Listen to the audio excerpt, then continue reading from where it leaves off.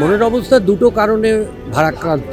একটা, রশিদ খান গাইয়ে যা দিয়ে গেল সেটা 100 বছর মানুষ ভুলতে পারবে না, হৃদয়ে থাকবে, এবং যারা গান বাজনা শেখে তাদেরও উপকার হবে। আরেকটা যেটা, সেটা হচ্ছে অনেকেই জানে না যে আমরা ভীষণ বন্ধুরা জোট বেঁধে বাঁচতাম, আর ওর বাড়ি কিন্তু একটা কেন্দ্র ছিল যেখানে আমরা এক জায়গায় হতাম। প্রচণ্ড মানে মানুষ ভাবে পদ্মভূষণ উস্তাদ রশিদ খান, ওর মধ্যে সেটা ছিল না। ও আমাদের সঙ্গে একদম যেরকম ছোট্টবেলার বন্ধু সেরকমই মিশত। তো ফলে আমরা কোনোদিন ওটা ফিল করিনি। অনেক ঝগড়াঝাটি, মান অভিমান সবই ছিল জীবনে, যা হয়।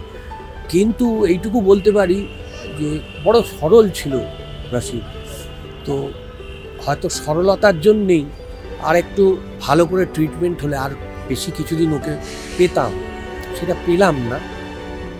আর 1000 বছরে একটা রশিদ খান জন্মায়, কেউ রেয়াজ করে রশিদ খান হতে পারে।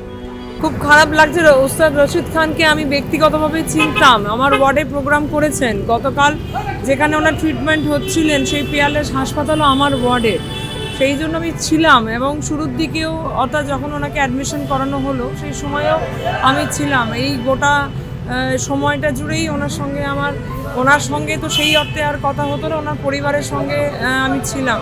সুতরাং একটা পরিবার, আত্মীয় হারানোর মতন কষ্ট, বেদনা। তবে রাজ্যের যে সর্বোচ্চ সম্মান ওনাকে দেওয়া হলো, গান স্যালুট, এবং এখন ওনার মরদেহ ওনার বাড়িতে রাখা হচ্ছে।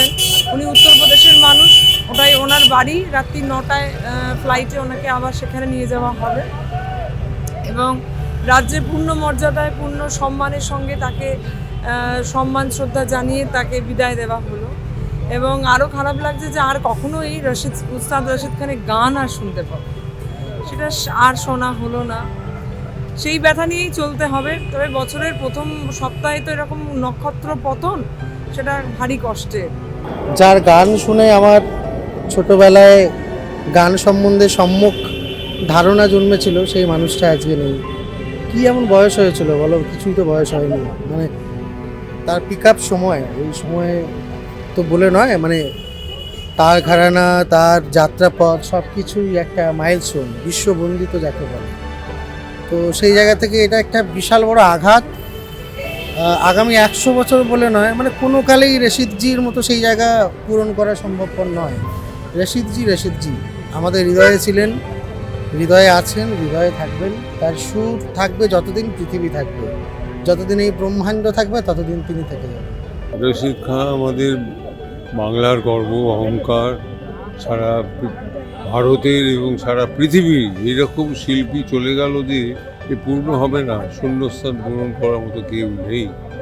রশিদের মতো এত অমায়িক প্রকৃত শিল্পী হলে যা হয়, কোনো অহংকার ছিল না, মানুষের কাছে সুন্দরভাবে মিশতে পারত। এবং শাস্ত্রীয় সঙ্গীতের এত বড় একজন শিল্পী হয়ে যে সমস্ত গান বাজনা যারা করে, সেই আধুনিক গান করুক বা ফিল্মের গান করুক, সকলকেও সম্মান দিত। এবং তার সমস্ত ব্যাপারটার মধ্যে ছিল যেটা ঈশ্বর প্রদত্ত একটা মানুষ, এই ভগবান পাঠিয়ে দিয়েছে ওকে। শুধু গান নয়, অনেক কিছুর থেকে শেখার ছিল। একজন প্রকৃত শিল্পীর কী হওয়া উচিত, তার কোনো আত্ম অহংকার বলে আমি কোনোদিন দেখিনি। অনেক আমরা ওই থেকে আড্ডা দিয়েছি, গল্প করেছি। একদম সাধারণ একটা ছেলে, অত বড় শিল্পী কোনোদিন মনে হয়নি তখন আলাপচারিতার মধ্যে।